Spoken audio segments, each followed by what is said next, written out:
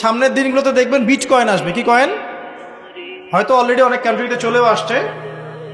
এখানে কতদিন এটা লঞ্চ হবে আল্লাহ ভালো জানেন, কিন্তু বিটকয়েন মার্কেটে আসছে। এটাকে ক্রিপ্টোকারেন্সি বলে। কি বলে? পেপার মানি নিয়ে যে কথাগুলো বলেছিলাম কিছু তো ফলেছে নাকি ভাই? কিছু তো ফলেছে। আচ্ছা, সামনে আরো ফলবে ইনশাআল্লাহ। সাস্টেইনেবল অ্যাসেট যেগুলো আছে সেখানে সম্পদ ইনভেস্ট করেন। আপনার জমি জমা থাকলে চাষবাস করা শুরু করেন। সাস্টেইনেবল অ্যাসেট যেগুলো সেগুলোতে ফোকাস করেন। এমন কোনো জায়গায় অনেক বেশি সম্পদ ইনভেস্ট করে দিয়েন না যেটা পরে আপনার মানে পথে বসার কারণ না হয়ে যায়।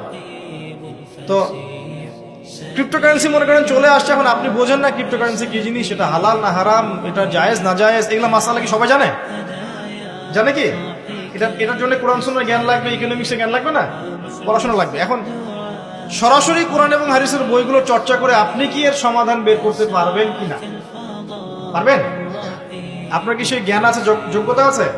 আর সেই যোগ্যতা কি সবার আছে?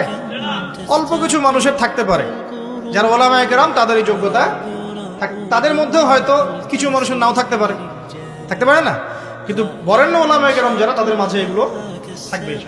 এখন আপনি কি করবেন? কোরআন সুন্নাহকে পালন করার স্বার্থে ওলামায়ে কেরামের দ্বারস্থ হবেন এবং তাদের কাছে মাসলা মাসালগুলো জেনে নেবেন। তাহলে আপনি একা একা চর্চা করে বিভ্রান্ত হওয়ার সুযোগ থাকবে। এই বিষয়টা খেয়াল রাখবেন। এখন নতুন কিছু ফিতনা আসছে যে মানুষ, কিছু মানুষ, সবাই না, অল্প কিছু মানুষ কোরআন সুন্নাহ নিজে নিজে পড়াশোনা করেই সব কিছুর সমাধান বের করতে চাচ্ছে। এটা ঠিক না। সবকিছুর সমাধান বের করতে হলে মুস্তাহিদ হতে হবে, আর সবাই মুস্তাহিদ হতে পারবে না। সবাই কি আবু হানিফা রাহিমাহুল্লাহ হতে পারবে নাকি?